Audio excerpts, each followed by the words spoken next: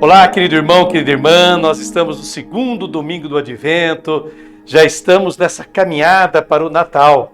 E hoje a liturgia nos oferece um trecho do Evangelho segundo Lucas, capítulo 3, versículo de 1 a 6. De modo diverso, como a gente vem fazendo até hoje, eu vou fazer o seguinte, eu vou lendo cada trechinho do Evangelho e já fazendo o comentário que Frei Alberto Maggi, famoso biblista italiano, a quem eu estou associado, faz sobre aquele trecho do Santo Evangelho. Assim você vai podendo acompanhar o texto mais de perto.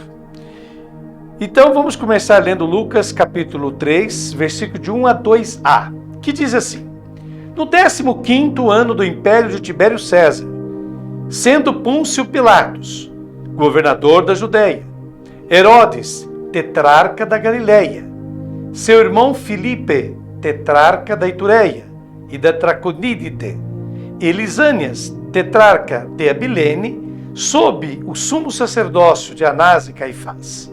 Fecha aspas. Portanto, o capítulo 3 do Evangelho de Lucas começa de forma deliberadamente pomposa e redundante, porque o evangelista deseja atrair a atenção do leitor e prepará-lo para a surpresa que se verá em seguida. Tibério César, que é mencionado aqui, foi o segundo imperador, que sucedeu a Augusto. O evangelista nos apresenta uma sociedade piramidal, começando por aqueles que estão no topo e, de acordo com a cultura da época, aqueles mais próximos de Deus, ou mesmo considerados deuses, como era o caso do imperador romano. Então, o evangelista vem descendo na descrição das autoridades.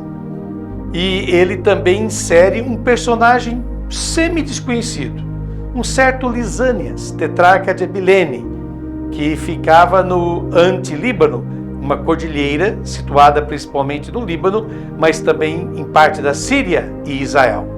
Essa cordilheira se estende a leste e paralelamente ao maciço do Monte Líbano. Então, essa Abilene era ali naquela região. Finalmente, o evangelista menciona o sumo sacerdote, no singular. Contudo, ele indica dois nomes, Anás e Caifás. Anás era o sogro de Caifás. O evangelista, por meio desse artifício, de falar de um sumo sacerdote, mas no fundo citar dois, quis chegar ao número 7, que indica a totalidade do poder, aqui no caso. E continua o evangelista Lucas, ainda no capítulo 3, agora versículo 2b a 3a. A palavra de Deus veio a João, filho de Zacarias, no deserto. Ele percorreu toda a região do Jordão, proclamando um batismo. E aqui está a surpresa. O evangelista nos diz que a palavra de Deus veio, mas a qual dessas autoridades Deus se dirigirá? Porque vimos a lista daqueles que estão acima, aqueles que se acham mais próximos de Deus, e mesmo aqueles que se acreditavam de condição divina. Há inclusive a citação do sumo sacerdote, na verdade, dois sumos sacerdotes, representando Deus. A qual deles Deus dirigirá sua palavra? Eis aqui, repito, a surpresa. A palavra de Deus encontrou João, um certo João, filho de Zacarias, no deserto. Quando Deus tem que intervir na história, ele evita cuidadosamente lugares e pessoas sagradas e religiosas, porque ele sabe que são sempre refratários, até mesmo hostis a qualquer mudança. Sua palavra é dirigida a este João, filho de Zacarias. Sendo filho primogênito varão de Zacarias, ele deveria ter sido sacerdote como seu pai, apresentar-se aos 18 anos no templo para ver se havia algum defeito que o impedisse de continuar o sacerdócio do pai. Em vez disso, João vive no deserto. Ele rompeu com esta sociedade. Está longe de Jerusalém, está longe do templo. Ele viajou por toda a região do Jordão pregando um batismo, diz o Evangelho. O termo batismo não tem o significado litúrgico que então será dado a ele. O batismo é uma imersão, era um rito conhecido que significava morrer a uma condição anterior para iniciar uma nova.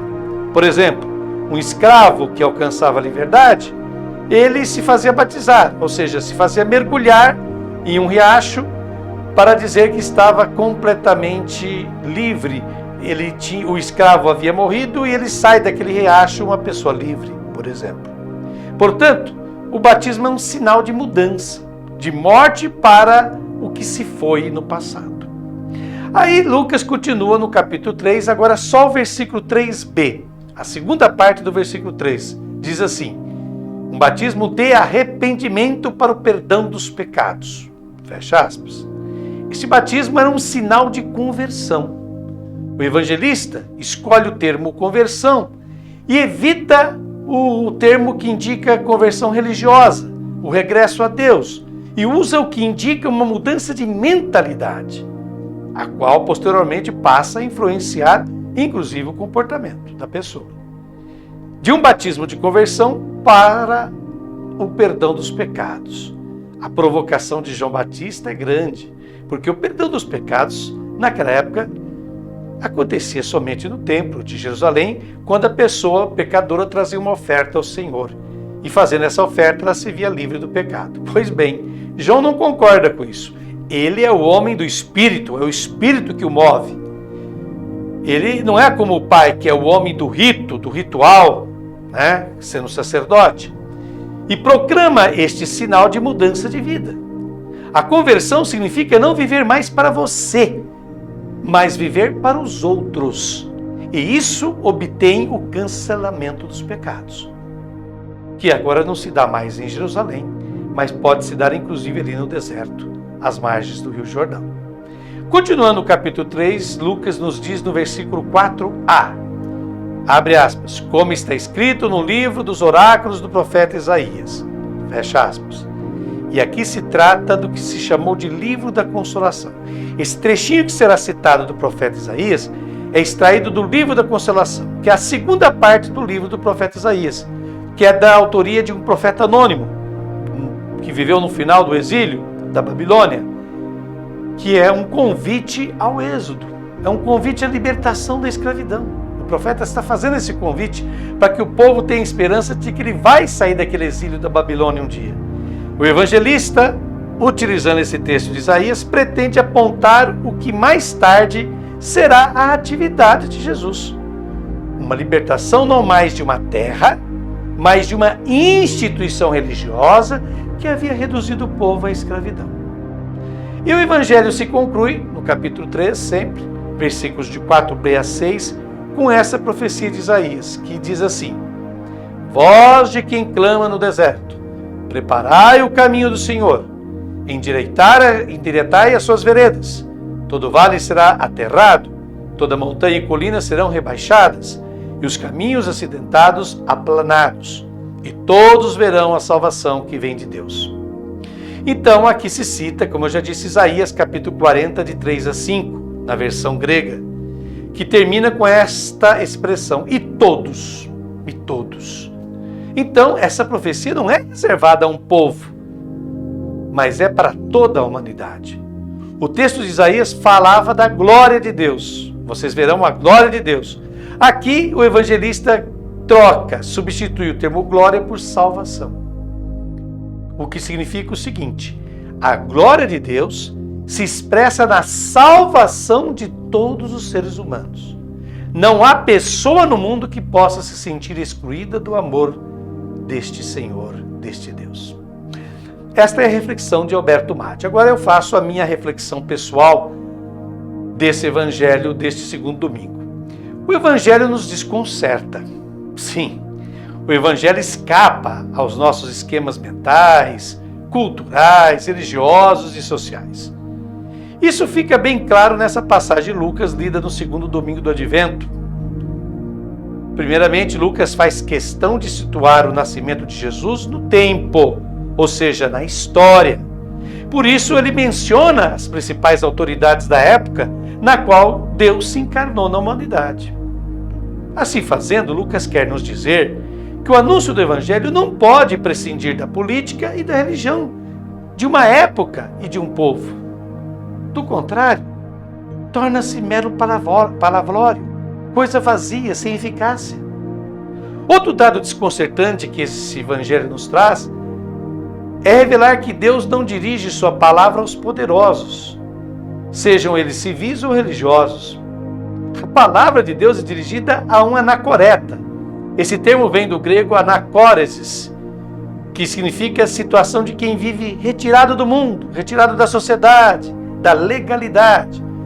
Porque ao deserto iam com frequência os descontentes com o sistema legal e fiscal, com as autoridades naquele tempo. Quando a pessoa estava descontente, não queria mais viver naquela sociedade, a pessoa mudava-se para o deserto, ia viver no deserto. Naquele tempo era comum isso acontecer. Então o deserto é o lugar das pessoas que não são muito ajustadas à sociedade daquela época. Nesse caso, João era um eremita, ou seja, vivia no deserto porque não quis ser sacerdote, como seu pai, em primeiro lugar, e em segundo lugar, não quis servir àquela instituição na qual ele não acreditava, o Templo de Jerusalém. Era, portanto, um desajustado social, João Batista. E é a ele que é dirigida a palavra de Deus. Não aos grandes, não aos poderosos. Quantas lições podemos retirar desse fato? O novo, a novidade, gente, jamais pode vir através das mãos e mentes daqueles que comandam, daqueles que detêm o poder. É fácil de entender. Esses não têm interesse em mudar nada. Afinal, tudo está como eles querem. Eles organizaram, eles decidiram. Tudo leva aonde eles planejaram. O evangelho, como o próprio termo grego quer dizer, significa boa nova, boa notícia, boa novidade. Ora, nenhuma novidade virá do lado do poder. Deus sabe disso. Por isso sua palavra é dirigida a alguém que está descontente, se recusa a cumprir o papel que lhe estava predeterminado. João, o primogênito de Zacarias, sacerdote. O evangelista nos revela que para que Deus se aproxime, para que Deus esteja entre nós, é necessário preparar o caminho. E agora vem a pergunta mais importante. Em que consiste essa preparação do caminho? Então prestemos atenção. O biblista José Maria Castilho nos ajuda a entender, dizendo que a preparação consiste em amenizar as dificuldades, equalizar as desigualdades.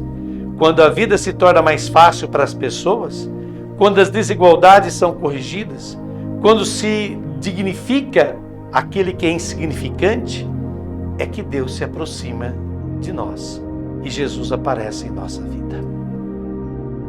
E para fecharmos essa nossa reflexão e meditação do Santo Evangelho deste domingo, te convido a fazer essa oração juntamente comigo. Ela vai aparecer aí na sua telinha. Vem, Senhor, rasga com a tua radiante e extraordinária imprevisibilidade o cinza da nossa previsibilidade ordinária.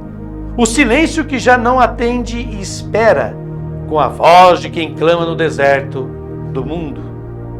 Dá-nos os olhos da mente e da fé para ver o teu desígnio de amor e o ardor do coração para conformar os teus pensamentos, palavras e obras num batismo de conversão. Dá-nos a capacidade de te reconhecer e acolher com o coração obediente no dom da tua palavra de vida, para não ficarmos mudos e sem palavras, sacudidos por qualquer vento de doutrina, à maneira dos homens, queimados pelo ceticismo e pelo relativismo dissoluto e onívoro.